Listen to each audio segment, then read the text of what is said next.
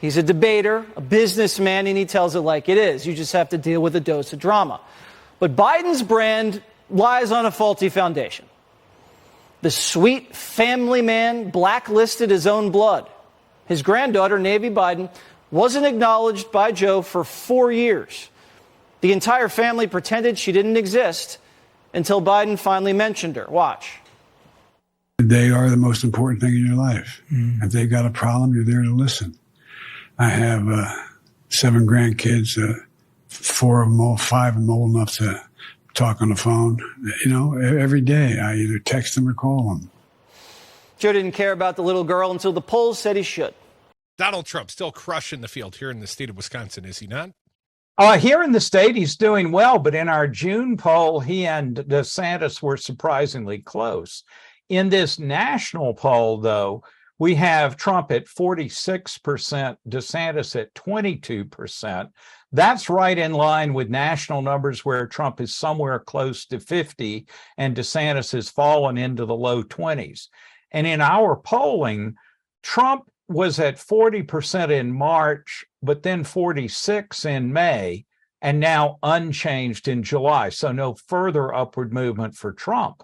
But DeSantis has been coming down from 35 in March to 25 in May, and now down to 22. So a drop of a solid 13 points for DeSantis over that time, and a 6-point increase for Trump. Then you fall back into the folks that are in single digits. Well, let's talk about the single-digit Republicans, because they're the ones trying to get on the debate stage, and this may not be a qualifier, but it's still a snapshot. Right. So what can you tell us about the also-rans at this point? Yeah, here we see 3 that are in, I'm going to call it respectable single digits, if that is such a thing. Mike Pence at 7. He was only at 2 in May and at 5 in March, so he's bumped around a little bit.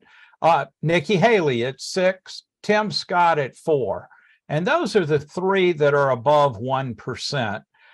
Then you drop back to Chris Christie at 1, Ramaswamy at 1, Hutchinson at 1, Burgum at 1, and then everybody else is at below 0.5% or literally had no one that supported them in the poll.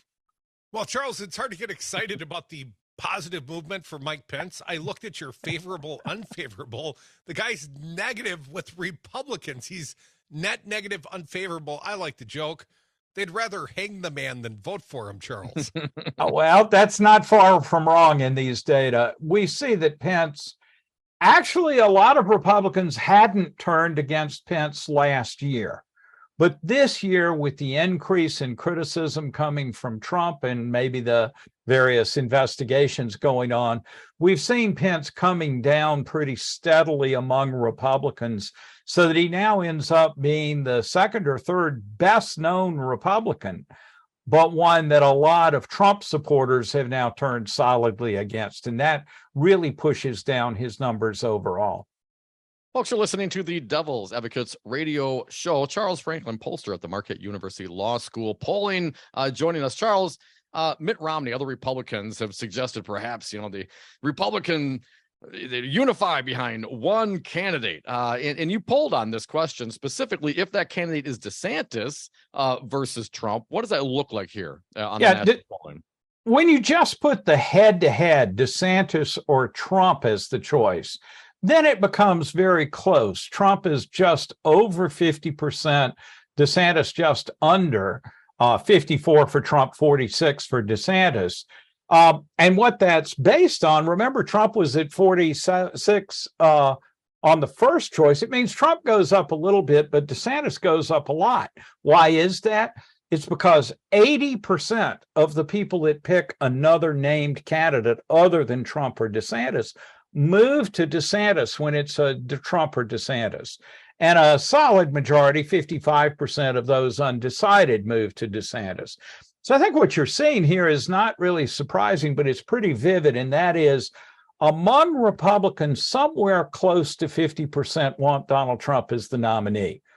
And he's their first choice of most of those folks. Then there's the rest of the party that would like somebody else, but they're not decided on whom.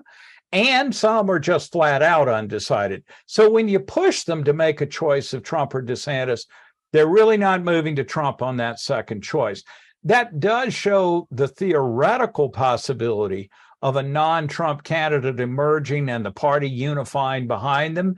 And then we'd have something of a real horse race. But we're not seeing any signs yet of that congealing of the party. In fact, if anything, with DeSantis moving down, the most prominent challenger is doing worse, not better. Those in the single digits have moved up a little bit, at least some of them have. And I think that is the non-Trump Republicans looking for somebody, but they've just absolutely not settled on who. Anybody but Trump.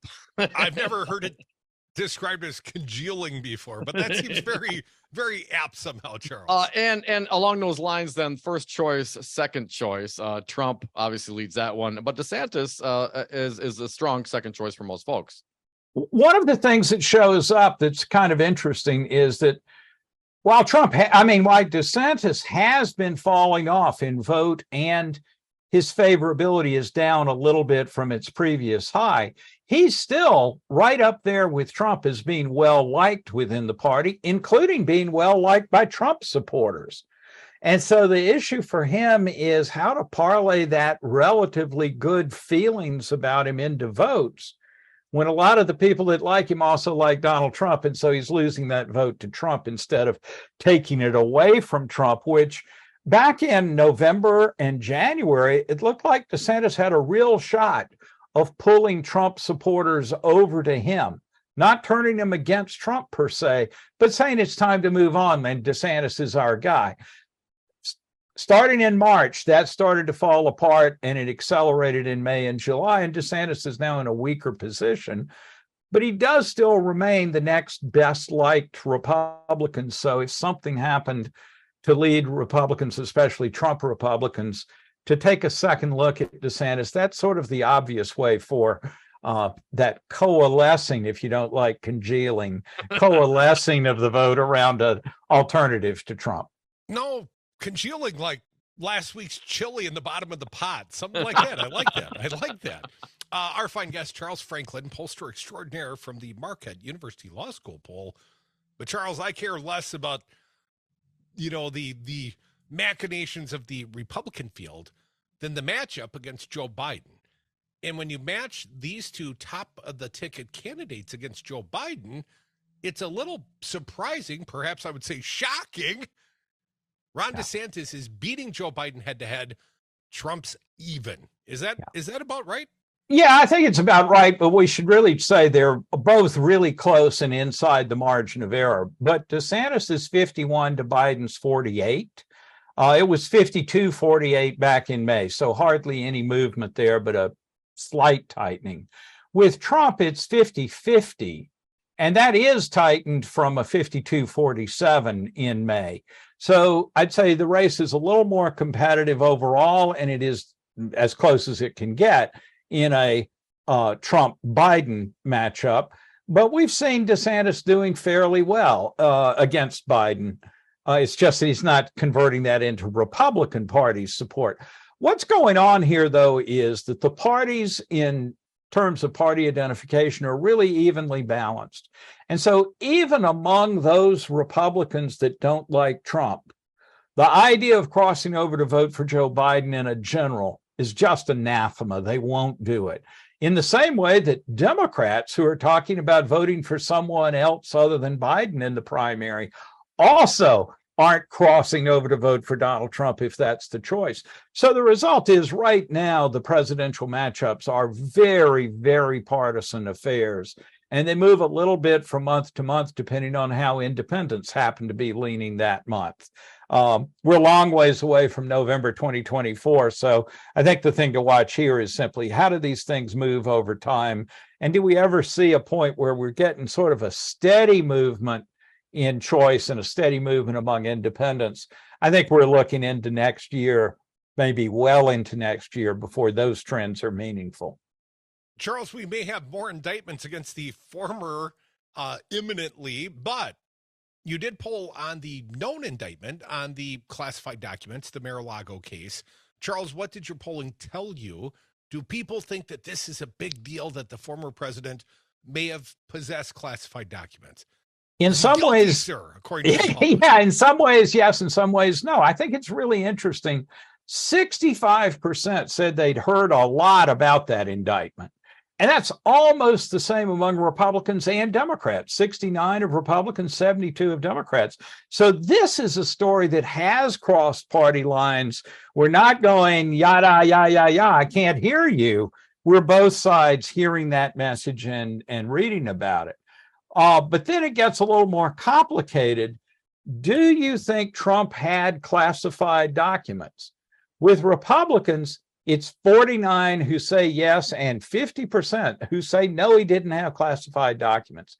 Now that's up from 40% yes back in September last year, with 60% of Republicans saying no. So Republicans have come a little ways on believing he actually did have documents, but it's still an even split.